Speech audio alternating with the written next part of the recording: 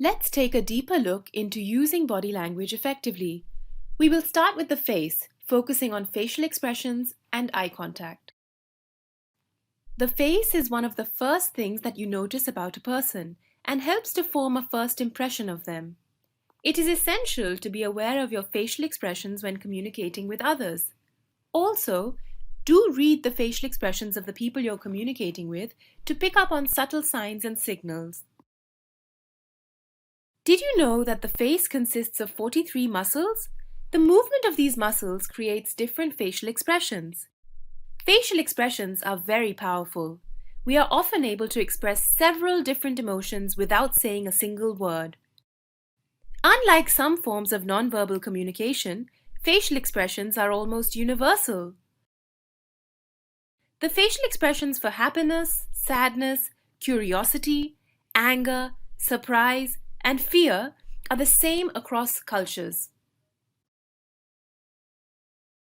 Facial expressions can provide immediate insight into another person's feelings and mood, and also go a step further by helping us to communicate.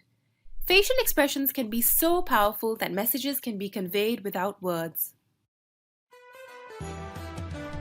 Just think about that glare your sister gives you when you enter a party wearing her favorite dress. It's no wonder that facial expressions are used so much in sign language. Facial expressions enhance communication. Think about the difference a warm smile makes when you've had a bad day. When the same message is accompanied by a friendly expression as opposed to an angry expression, the impact is very different.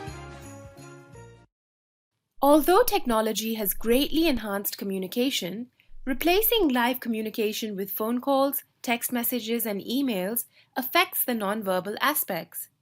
Seeing a person's face allows us to read their emotions more accurately, which you cannot always gauge from a voice or written message. When speaking on the phone, while the tone of voice provides some sense of a person's emotions, you only get the full picture in person. This means that messages can be misinterpreted, meaning can be lost, and emotional responses are harder to convey. This is why emoticons are so popular on social media.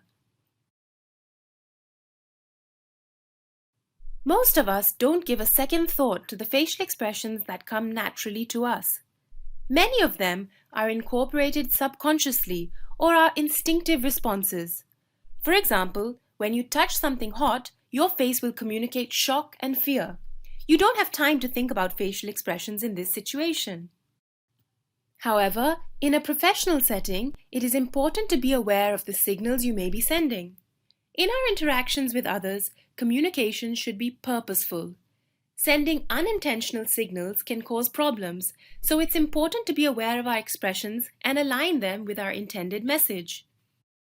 So how can we use facial expressions at the workplace?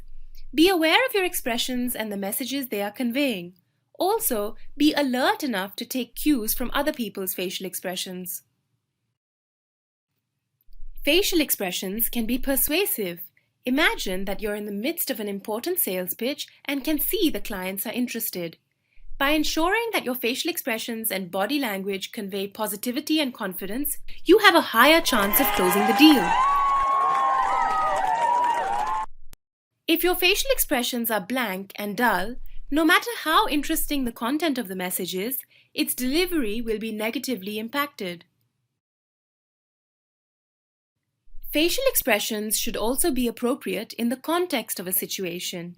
Imagine that your colleague has worked extremely hard for months on a pitch. He has just received news that the pitch was unsuccessful. On the other hand, you have received fantastic news at the same time.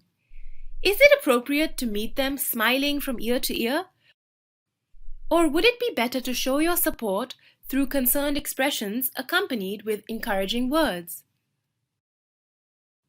Now, to convey a message accurately, align your facial expressions with your verbal communication. If your expressions complement your message, there will be less chance of miscommunication. Since expressions are largely automated, it is unlikely that you will frown while giving good news. However, what we can be conscious of is not sending conflicting messages. For example, if you've stayed up working late on an important project, Make sure that you're not yawning during a team meeting, as this may be interpreted as a sign of boredom. Think of a parent scolding a child with a smile on their face. Will the child take them seriously? Now, it's important to realize that at the workplace, it is not always advantageous to communicate your emotions through facial expressions. In some cases, it's important to keep your emotions in check so that you do not come across as unprofessional. For example, if you receive negative feedback from your boss or have to deal with an annoying client, it would not be appropriate to show your anger or irritation. You may feel like rolling your eyes at someone during a meeting, but how will that come across?